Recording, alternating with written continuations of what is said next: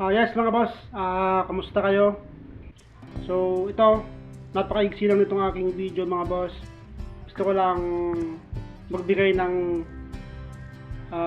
tip sa diskarte kung paano magdugtong ganyan, tapos mag-rewind ng ating aparato. So napakaliit lang to, napakaigsing video lang to mga boss. Hindi to uubos ng mga oras, basta panoorin nyo na hanggang matapos. Sa bagay, mga 2 o 3 tip lang siguro yung bibigay ko dito. Sa susunod na naman yung iba. So gusto ko lang din ma-update kasi yung YouTube natin para at least meron tayong upload. Ito na, bago ang lahat pala mga boss, sa mga hindi pa nakakapag-subscribe sa ating YouTube channel, baka pwede naman boss pa-subscribe, pahit yung notification bell, palike and share na rin mga boss. Salamat. Tapos gusto ko rin sanang shoutout boss si Aquino Roel from Nueva Ecija. Ayan, shoutout sa'yo boss. So lagi kang nagme-message sa akin. So ito na mga boss. So ito, magdudugtong tayo ng secondary. So natapos ko na pala yung primary niya. Hindi ko na video kanina kasi nga dito na lang sa pagdudugtong ako nag-focus kasi yung primary natin wala siyang dugtong. So itong secondary may dugtong siya. So ito yung pinaka-topic natin, idudugtong natin yung number 18 sa number 23. So yun, saan nga ba tayo pwede magdugtong, tapos kung paano tayo magdugtong. So ito na nga mga boss, pangatlong layer na ito ng number 18 na magnetic wire ng ating secondary. Pag ganitong malapit nang matapos mga boss, ayan o, tapos malapit nang matapos, isaksak nyo na yung panghinang, yung soldering iron ninyo, saksak nyo na, i-ready nyo na rin yung susunod na magnetic wire. Ayan, ito, i-ready nyo na para salpak-salpak na lang mamaya, para hindi masyadong consuming sa kuryente, lalo na yung iron, yung panghinang. Ayan, so ito na, malapit nang matapos. Bali, tapusin na natin para may dugtong natin yung number 23.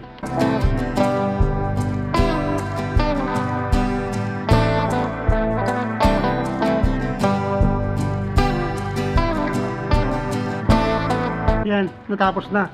Dumating na sa pinakadulo. So, ang unang tip mga boss, ilak nyo muna itong dulo para pag pinutol natin dito hindi siya kakalas. So ilalak natin.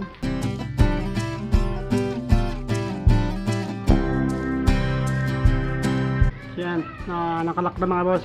Kahit putulod natin dito, hindi na yan kakalas kasi nakalak na. So putulin na natin.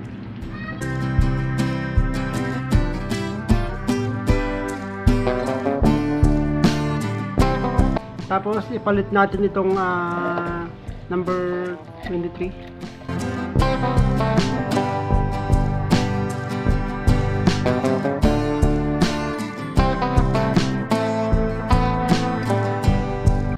Pangalawang tip mga boss, pag magdudugtong kayo, so balatan nyo itong dulo.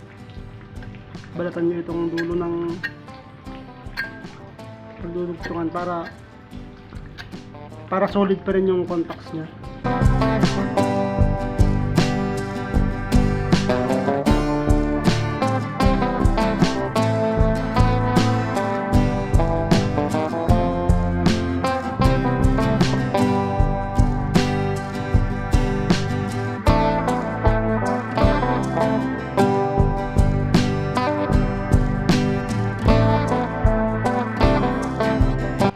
Tapos mga boss, ihinang natin. So dapat, napaka-importante ng paghihinang mga boss. Ito yung nagpapa-solid sa pagkakadugtong.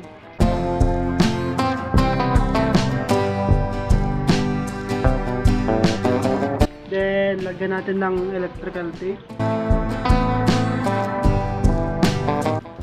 Ayan, ang isa pang tip dito mga boss, pag magdudugtong kayo, always sa pinakadulo. Kasi ililihis nyo lang ganyan, ililihis nyo lang dito, tapos ito i-aakit nyo ulit dito papunta dun. Ayan, so huwag ka magdudugtong sa gitna kasi bubukol siya. So So yun yung isang napaka-importanting tip dito. Always sa gilid kayo maglagay ng dugtong. So yan, nadugtong na natin na mga boss. Tatanggalin na natin ito. Itong pinunlock natin. Nakalaban na rin to mga boss. Nakalaban na ito. So mahigpit na to para hindi na kumalas. At ang siguro pinakalas na tip dito mga boss, yung pang insulator ninyo sa pambalot ninyo. So di ba number 18 nito. Tapos yung susunod is number 23. Kung isang layer lang ito mga boss. Halimbawa, isang layer lang ganyan. Hindi nyo siya mapagtatabi-tabi masyado. Yung parang walang gap. Kasi mararamdaman niya pa rin yung nasa ilalim. Susundan ng number 23 yung mga space dito sa ilalim. Kaya magkakaroon siya ng mga malalaking space. Ang gawin niyo mga boss, doblehin ninyo, dalawang ikot ganyan. Dalawang ikot ganan. Para makapal yung insulator niya. Mayroon siyang pagkakataon para mayroon siyang chance para pagdikit-dikitin. Wala siyang susundan na pattern. So yun lang. Basta yun na yun. Alam niyo na yun. Yan. So try na natin. Unang gawin ninyo ay side yung ganyan. Tapos lagay natin to.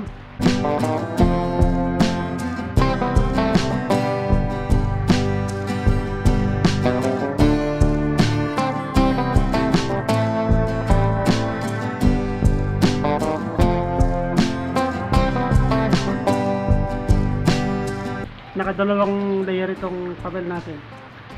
So yun na yan. At ang siguro pinakahuling tip ko mga boss, so ang pinakahuling tip ko siguro mga boss, maging patient lang kayo, wag masyadong mainip kasi matagal talaga ang mag-rewind, tapos dapat masikap ka, dapat matiisin ka ganyan. So yun lang mga boss.